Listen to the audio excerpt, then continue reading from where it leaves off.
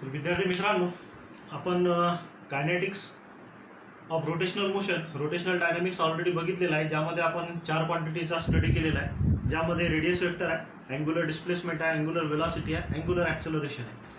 त्या व्यतिरिक्त अजून 2 क्वांटिटीज राहिलेल्या आहेत आपल्या. त्यापैकी quantity number 1 that is period of revolution. तर पिरियड ऑफ रिव्होल्यूशन जो आहे तो आपण कॅपिटल टी ने इंडिकेट करतो. ज्या वेळेला एखादा पार्टिकल सर्क्युलर मोशन परफॉर्म करतो, त्यावेळेला सर्क्युलर मोशन परफॉर्म करताना त्याला एक राऊंड कंप्लीट करण्यासाठी, एक फेरी पूर्ण करण्यासाठी लागणारा जो वेळ आहे त्या वेळेला म्हणतो आपण period of revolution. That means period of revolution is nothing but a time required to complete one revolution. म्हणजे एक रिव्होल्यूशन कंप्लीट करण्यासाठी, एक फेरी पूर्ण करण्यासाठी लागणारा जो वेळ आहे त्या वेळेला म्हणतो आपण पिरियड ऑफ रिव्होल्यूशन, आणि तो कॅपिटल टी ने इंडिकेट केला आहे. त्यानंतर सेकंड क्वांटिटी जी आहे ती क्वांटिटी आहे फ्रिक्वेन्सी ऑफ रिव्होल्यूशन, जी एक महत्वाची क्वांटिटी आहे. Frequency of revolution it is denoted by N. कधी कधी कॅपिटल एफ, स्मॉल एफ ने सुद्धा इंडिकेट केल्या जाईल, किंवा न्यू हा एक नवीन सिम्बॉल सुद्धा या फ्रिक्वेन्सीसाठी यूज केला जातो. ज्यामध्ये फ्रिक्वेन्सी ऑफ रिव्होल्यूशन मीन्स काय, it is nothing but a reciprocal of period of revolution.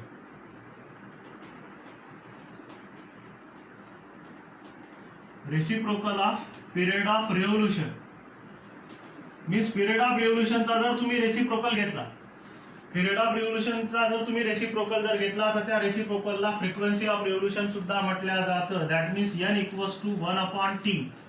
That means frequency is equals to 1 period of revolution. आता रिझन काय, what is the period. Period म्हणजे काय होतो, तर period means it is a time required to complete one revolution, time upon revolution. आणि frequency काय आहे, तर frequency is the revolution per unit time.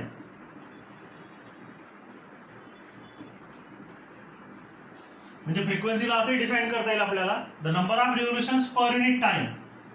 The number of revolutions per unit time is called as frequency of revolution. म्हणजे तुम्ही दोन्ही फॉर्म्युले जर बघितले तुम्हाला असं लक्षात येईल की जर पिरियडचा रेसिप्रोकल घेतला तर फ्रिक्वेन्सी मिळेल, फ्रिक्वेन्सीचा रेसिप्रोकल घेतला तर पिरियड मिळेल. म्हणून या ठिकाणी n इक्वल्स टू 1/t म्हणतो आपण. तर हे झालं फ्रिक्वेन्सी ऑफ रिव्होल्यूशन.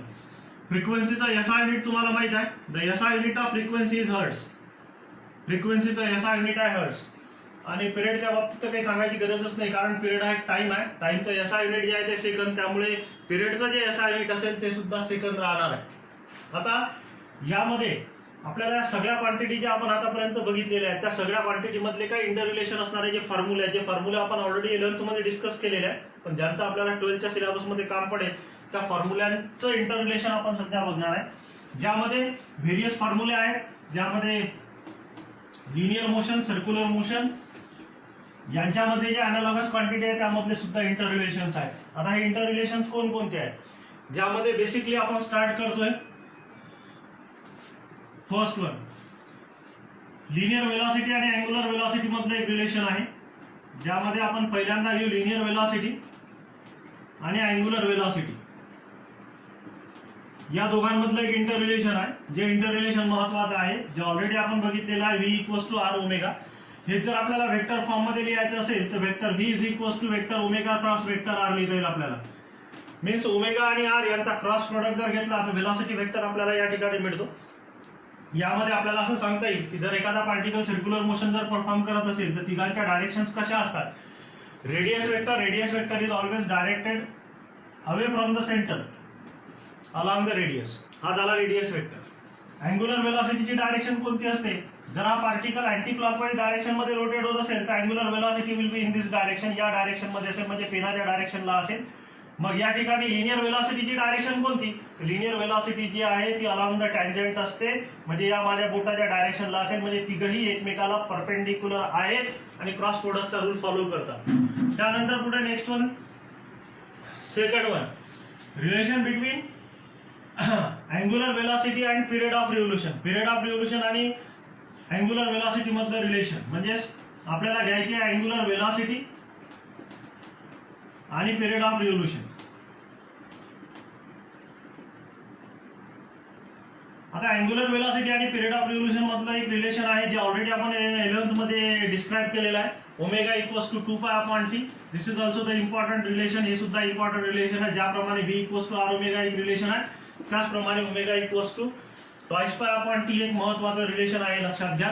तुम्ही याला असंही लिहू शकता, ओमेगा इक्वल्स टू, आपण या ठिकाणी t इक्वल्स टू, यावरनं तुम्ही t इक्वल्स टू 2π/ω सुद्धा लिहू शकता.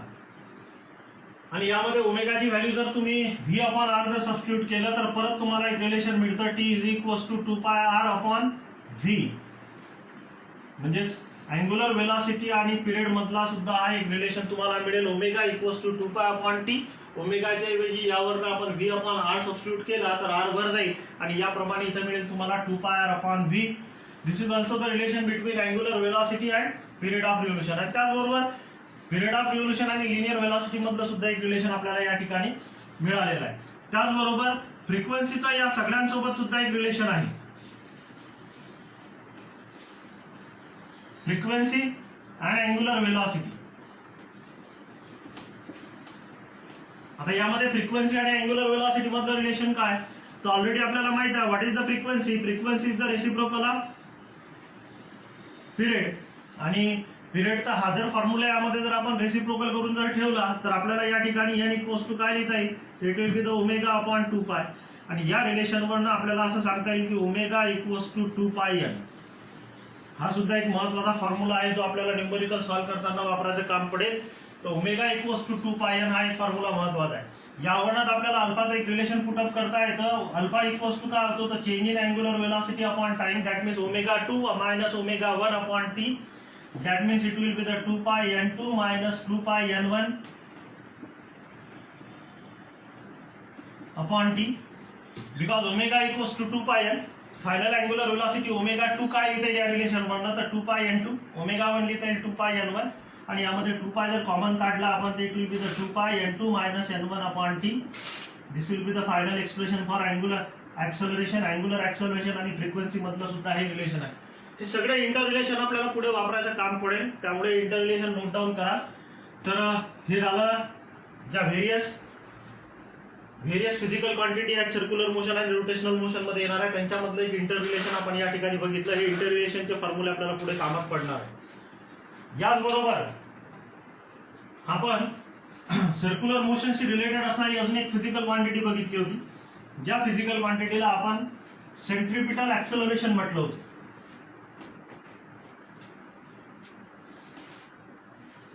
Now our next topic is centripetal acceleration. Centripetal acceleration or it is also known as a radial acceleration. याला radial acceleration सुद्धा म्हटल्या जातं. It is denoted by, जर सेंट्रिपिटल असेल तर AC ने इंडिकेट केला जाईल, रॅडियल जर सिम्बॉल यूज कराल तर AR ने इंडिकेट केला जाईल. One and the same thing आहे सेंट्रिपिटल ऍक्सलरेशन और radial acceleration.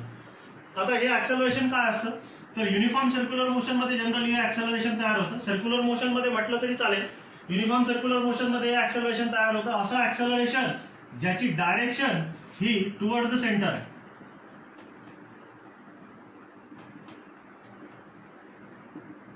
Toward the centre आहे अँड अलॉंग द रेडियस आहे. Means in UCM the acceleration which is directed toward the center along the radius is called as centripetal acceleration. म्हणजे जो particle हा circular motion perform करेल त्या पार्टिकलवर एक constant acceleration act होतं जे नेहमी सेंटरकडे जाणार असेल आणि रेडियसवर ऍक्ट होणार असेल. या ऍक्सलरेशनला आपण सेंट्रिपिटल ऍक्सलरेशन म्हणतो किंवा त्याला आपण रॅडियल ऍक्सलरेशन म्हणतो. आणि याचा फॉर्म्युला आपण ऑलरेडी डिराईव्ह केलेला आहे 11th यामध्ये. सेंट्रिपिटल ऍक्सलरेशनचा फॉर्म्युला काय आहे, तर त्याचे 3 फॉर्म्युले आहेत. व्ही ओमेगा किंवा याला लिहिता येईल आपल्याला v²/r किंवा याला लिहिता येईल आपल्याला r⍵². Centripetal acceleration equals to r⍵². Centripetal acceleration आणि अँग्युलर वेलॉसिटी मधलं रिलेशन आहे. हे सेंट्रिपिटल ऍक्सलरेशन आणि लिनियर वेलॉसिटी मधलं इंटर रिलेशन आहे. दोन्ही फॉर्म्युले जे आहेत ते इम्पॉर्टंट आहेत. पुढे आपल्याला 12th मध्ये याचा वापर करावा लागेल. याच टॉपिक मध्ये पुढे आपल्याला याचा यूज करावा लागेल. तर एक महत्वाचे फॉर्म्युले आहेत. आता याला आपण वेक्टर फॉर्म मध्ये सुद्धा लिहू शकतो. याला लिहिता येईल vector AC is equals to minus vector R into ω². कारण या ठिकाणी रेडियस वेक्टर जो असतो तो रेडियस वेक्टर हा नेहमी सेंटर पासून दूर जाणार असेल रेडियस वेक्टरची direction he away from the centre आहे आणि centripetal acceleration is always directed toward the centre आहे, म्हणून इथं निगेटिव्ह साईन आलेला आहे. तर एक महत्वाचं वेक्टर फॉर्म मधलं एक रिलेशन आहे. तर हे झालं सेंट्रिपिटल ऍक्सलरेशन. आता या सेंट्रिपिटल ऍक्सलरेशन वरनं आपल्याला सेंट्रिपिटल फोर्स डिफाईन करायचा आहे. सेंट्रिपिटल फोर्स जो आहे, सेंट्रिपिटल फोर्स हा डायनॅमिक्सचा पार्ट येतो, ज्याला आपल्याला म्हणता येईल डायनॅमिक्स ऑफ सर्क्युलर मोशन.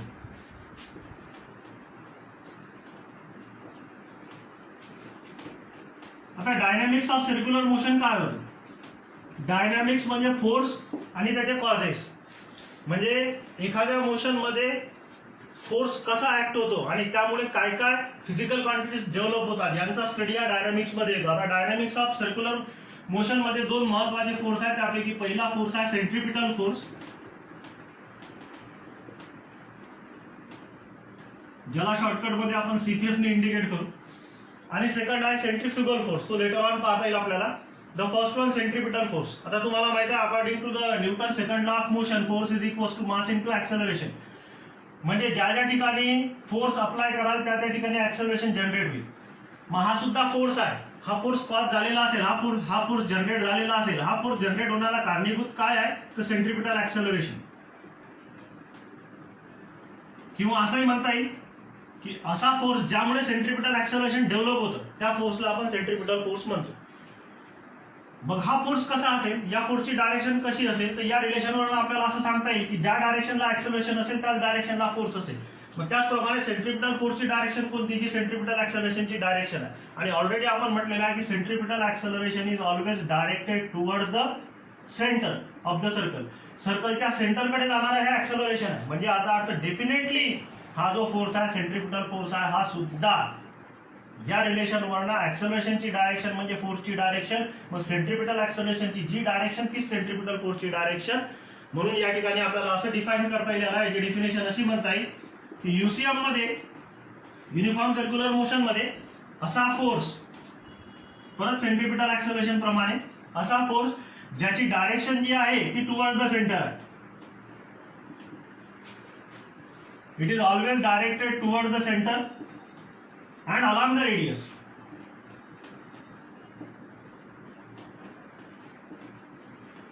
म्हणजे सेंटरकडे जाणारा आणि रेडियसवर असणारा असा जो फोर्स असतो त्या फोर्सला आपण म्हणतो सेंट्रिपिटल फोर्स. याच्यावर डेफिनेशन तयार करता येईल आपल्याला. In uniform circular motion the force which is directed toward the centre along the radius is called as centripetal force. मग फॉर्म्युला काय होईल सेंट्रिपिटल फोर्सचा? सेंट्रिपिटल फोर्सचा फॉर्म्युला सेंट्रिपिटल ऍक्सेलरेशन वरून डेव्हलप करता येईल. समजा हा एक पार्टिकल सर्क्युलर मोशन परफॉर्म करतो. या पार्टिकलचं मास आहे m, ह्याची ऑर्बिटल रेडियस आहे r आणि याची व्हेलॉसिटी आहे v.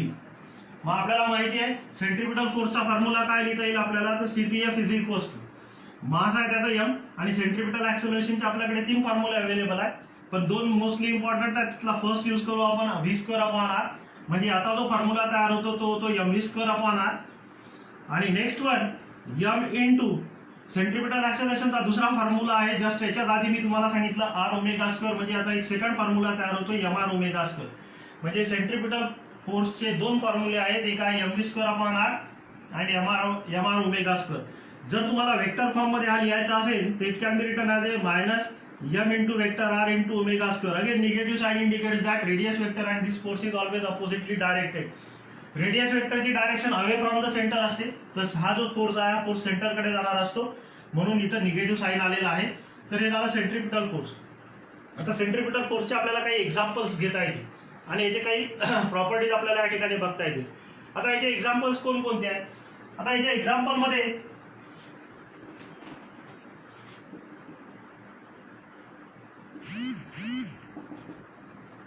फर्स्ट वन जे कॉमन एक्झाम्पल आपण या ठिकाणी जनरली घेतो, आपल्याला माहित आहे motion of earth around the sun is nearly a circular. It is along a circular path. कशाच्या बाबतीत म्हणतोय आपण, तर motion of earth around the sun it is along a circular path. That means it is performing a nearly circular motion, not a circular motion. It is a elliptical motion, but we can apply the same formula for that elliptical motion. Earth rotate around the sun in a circular path. Its motion is a circular motion. In this case, the necessary centripetal force is provided by the gravitational force. अर्थ आणि सन मध्ये जो gravitational force आहे तो gravitational force हा centripetal force provide करतो. म्हणूनच अर्थ जी आहे ती पृथ्वी जी आहे ती सूर्याच्या भोवती कॉन्स्टंटली रोटेट होत आहे. त्यानंतर सेकंड वन आपल्याला इलेक्ट्रॉन आणि न्यूक्लियसचं सुद्धा एक्झाम्पल घेता येईल. आपल्याला माहित आहे की electron revolve around the nucleus in A circular orbit. आणि या सर्क्युलर मोशनसाठी जो नेसेसरी फोर्स आहे तो सुद्धा सेंट्रिपिटल फोर्स आहे. हा सेंट्रिपिटल फोर्स येईल कुठून? तर आपल्याला माहित आहे कोणत्याही ॲटमच्या न्यूक्लियसमध्ये पॉझिटिव्ह चार्ज असतो जो प्रोटॉन कॅरी करतो आणि त्याच्या सराउंडिंग मध्ये इलेक्ट्रॉन जे आहेत ते सर्क्युलर ऑर्बिटमध्ये फिरत राहतात. यामध्ये पॉझिटिव्हली प्रोटॉन आणि निगेटिव्हली इलेक्ट्रॉन यांच्यामध्ये फोर्स ऑफ अट्रॅक्शन असतो ज्याला आपण इलेक्ट्रोस्टॅटिक फोर्स ऑफ अट्रॅक्शन म्हणतो. हा इलेक्ट्रोस्टॅटिक फोर्स ऑफ अट्रॅक्शन जो आहे हा electrostatic force of attraction necessary centripetal force provide करतो. या पद्धतीने एक्झाम्पल भरपूर घेता येतील आपल्याला, ज्यामध्ये रोडचं सुद्धा एक्झाम्पल घेईल. रोडवर एखादा टर्निंग ट्रॅक असेल तर त्यावर सुद्धा एखादा व्हेकल ज्या वेळेला जातं त्यावेळेला नेसेसरी सेंट्रिपिटल फोर्स जो आहे तो प्रोव्हाइड केला जातो. Force of friction between the road surface and tyre. रोडचा सरफेस आणि टायर यांच्यामध्ये जे फ्रिक्शन होतं तो force of friction necessary centripetal force provide करतो. तर these are the few examples of circular centripetal force. Centripetal फोर्सचे काही एक्झाम्पल आहे. आता याच्या काही प्रॉपर्टीज आहेत. सेंट्रिपिटल फोर्स हा काही प्रॉपर्टीज फॉलो करतो. याचे काही गुणधर्म आहेत. ते प्रॉपर्टीज काय काय नियरली 4 प्रॉपर्टीज आहेत त्याच्या.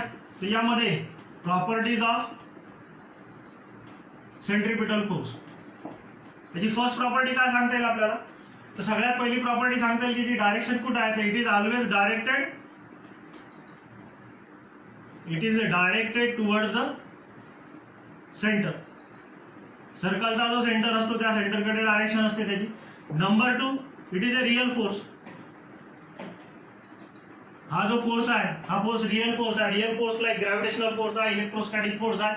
हे रिअल फोर्सेस आहे ज्यांचं कॉज आपल्याला सांगता येतं, जे कुठून तयार झाले ज्यांचं ओरिजिन आपल्याला एक्सप्लेन करता येतं. म्हणून हा जो फोर्स आहे हा रिअल फोर्स आहे.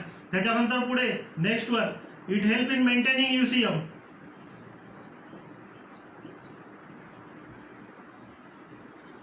It help in maintaining circular motion. Circular motion maintain करण्यामध्ये हा मदत करतो. जर हा फोर्स नसेल तर सर्क्युलर मोशन पॉसिबल नाही आहे, कारण दुसरा जो सेंट्रिफ्युगल फोर्स असतो त्याला बॅलन्स करण्यासाठी आपल्याला हा फोर्स प्रोव्हाइड करणं गरजेचं आहे. म्हणून म्हटलं जातं it help in maintaining circular motion. Circular motion maintain करण्यामध्ये हा मदत करतो आणि म्हणून असं म्हटलं जातं की it is a cause of circular motion. हा सर्क्युलर मोशनचा कॉज आहे. सर्क्युलर मोशन होण्याचं हे कारण आहे, कारण हा फोर्स जर नसेल तर सर्क्युलर मोशन शक्य नाही. अर्थ आणि सन मध्ये ग्रॅव्हिटेशनल फोर्स आहे म्हणूनच पृथ्वी सूर्याच्या भोवती कॉन्स्टंटली फिरू शकते. ग्रॅव्हिटेशनल फोर्स जर नसेल तर ही सर्क्युलर मोशन शक्य नसती. म्हणजे याचा अर्थ असं म्हटलं जाते की सर्क्युलर मोशन पाहिजे असेल तर डेफिनेटली आपल्याला सेंट्रिपिटल फोर्स प्रोव्हाइड करणं गरजेचं आहे. आता हे सगळं का सेंट्रिपिटल फोर्स प्रोव्हाइड करणं गरजेचं का? कारण आपला डायनामिक्स मधला जो सेकंड पार्ट आहे तो महत्वाचा पार्ट आहे, तो आहे centrifugal force. That centrifugal force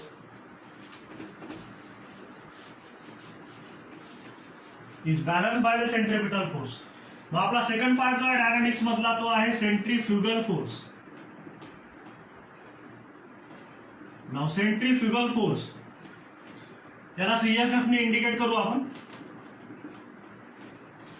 ज्या वेळेला एखादा ऑब्जेक्ट हा सर्क्युलर ट्रॅकवर मूव्ह होतो किंवा सर्क्युलर पाथवर मूव्ह होतो त्यावेळेला त्यावर एक ऑटोमॅटिक फोर्स जनरेट होतो जो त्याला सेंटर पासून दूर ढकलायचा प्रयत्न करतो. म्हणजे जो कोणता ऑब्जेक्ट आहे हा ऑब्जेक्ट ज्या वेळेला एखादी सर्क्युलर मोशन परफॉर्म करत असेल एक फोर्स असा जनरेट होतो जो त्याला सेंटर पासून दूर ढकलायचा प्रयत्न करतो आणि सर्क्युलर मोशन डिस्टर्ब करायचा प्रयत्न करतो. त्या फोर्सला म्हणतात सेंट्रिफ्युगल फोर्स. आता सेंट्रिफ्युगल फोर्स आणि सेंट्रिपिटल फोर्स मधला बेसिक डिफरन्स काय? तर डायरेक्शनचा डिफरन्स आहे. आपण म्हटलेलं आहे की centripetal force is always going toward the centre along the radius. Centrifugal force हा त्याच्या ऑपोजिट असतो. हा सर्क्युलर मोशन मध्ये जनरेट झालेला फोर्स आहे, हा आपल्याला लागणारा फोर्स आहे. हा दोघांमधला बेसिक डिफरन्स आहे. म्हणून असं म्हटलं जातं की इन युसीएम युनिफॉर्म सर्क्युलर मोशन, त्याचे डेफिनेशन पाहतोय आपण, असा फोर्स जो नेहमी directed away from centre and definitely along the radius. Means in UCM the force which is directed away from the center along the radius is called as centrifugal force. Centrifugal force चा formula same आहे as that of the centripetal force. फक्त डायरेक्शनचा difference आहे. म्हणजे mr omega square आता formula लिहिता येईल किंवा mv square upon r लिहिता येईल. आणि एक लक्षात घ्यायचं, जर व्हेक्टर फॉर्म मध्ये हा फोर्स तुम्हाला लिहायचा असेल तर व्हेक्टर फॉर्म मध्ये लिहिताना इथं निगेटिव्ह साईन येणार नाही, कारण याची डायरेक्शन आणि रेडियस वेक्टरची डायरेक्शन सेम आहे. त्यामुळे हा झाला सेंट्रीफ्युगल फोर्सचा formula F = mr omega square. आता याचे काही एक्झाम्पल्स आपल्याला या ठिकाणी घेता येईल, रेग्युलर लाईफ मध्ये आपण अनुभव घेतो. ज्या वेळेला आपण एखाद्या बसमधनं ट्रॅव्हल करतो, ज्या वेळेला बस ही लेफ्ट साईडला टर्न घेईल त्यावेळेला आपण राईट साईडला पुशअप होतो, राईट साईडला आपण ढकलला जातो. हा फोर्स जो जनरेट होतो, म्हणजे ज्या वेळेला आपण एखाद्या सर्क्युलर ट्रॅकवर बसमधनं ट्रॅव्हल करून आलो त्यावेळेला बस जर लेफ्ट साईडला टर्न घेत असेल तर राईट साईडला आपल्याला एक फोर्स, इमॅजिनरी फोर्स दूर ढकलायचा प्रयत्न करतो, ज्या फोर्सला आपण सेंट्रीफ्युगल फोर्स म्हणतो. त्या सेंट्रीफ्युगल फोर्स हा नेहमी सेंटर पासून दूर जाणार आहे. असे भरपूर आपल्याला एक्झाम्पल घेता येईल लेटर ऑन, आपण आपल्याला या ठिकाणी पाहायचे आहेत. आता फक्त याच्या प्रॉपर्टीज काय काय आहेत, याच्या प्रॉपर्टी जस्ट ऑपोजिट आहेत सेंट्रीफ्युगल फोर्सच्या, आणि त्यासाठी आपल्याला डिस्टिंग्विश ज्या वेळेला आपण करणार त्यावेळेला आपल्याला सेंट्रीफ्युगल फोर्स आणि सेंट्रीफ्युगल फोर्सच्या प्रॉपर्टीज कामात येतील. यामध्ये फर्स्ट प्रॉपर्टी आहे, it is always directed away from the centre. याची जी डायरेक्शन आहे ती नेहमी सेंटर पासून दूर जाणारी, along the radius away from the centre. Number 2, it is a pseudo force. हा जो फोर्स आहे हा फोर्स सुडो फोर्स आहे. याचं ओरिजिन आपल्याला एक्सप्लेन करता येत नाही, हा फोर्स कुठून कुठपर्यंत डेव्हलप झाला हे आपल्याला सांगता येत नाही, म्हणून हा जो फोर्स आहे हा फोर्स सुडो फोर्स आहे. आणि असं म्हटलं जातं, it does not help in maintaining UCM. हा युसीएम मेंटेन करण्यामध्ये हेल्प करत नाही, उलट हा डिस्टर्ब करायचा प्रयत्न करतो. आणि लास्ट प्रॉपर्टी आहे, it is the effect of circular motion. हा सर्क्युलर मोशनचा इफेक्ट आहे, म्हणजे ज्या ज्या वेळेला एखादा ऑब्जेक्ट सर्क्युलर मोशन परफॉर्म करेल त्याच वेळेला हा फोर्स जनरेट होतो. जनरली हा फोर्स तसा जनरेट होत नाही, म्हणून म्हटलं आता it is the effect of circular motion. आता ह्या ज्या काही प्रॉपर्टीज आहेत, ह्या प्रॉपर्टीज जर तुम्ही सेंट्रीफ्युगल फोर्स सोबत कम्पेअर केलं तर तुम्हाला या ठिकाणी डिस्टिंग्विशचा एक चार्ट तयार करता येईल. तर तुमच्यासाठी होमवर्क हेच आहे, एक क्वेश्चन आहे की distinguish between centripetal force and centrifugal force. म्हणजे तुम्हाला एक चार्ट तयार करायचा आहे, कंपॅरिझनचा चार्ट तयार करायचा आहे सेंट्रीपिटल फोर्स आणि सेंट्रीफ्युगल फोर्स यांच्यामधला. आणि चार्ट तयार करणे एकदम सिंपल आहे. याच्या ज्या 4 प्रॉपर्टीज आहेत त्या 4 प्रॉपर्टीज लिहिल्या तर याचे 4 डिफरन्सेस तयार होतील. तर हा झाला आपला सेकंड पार्ट.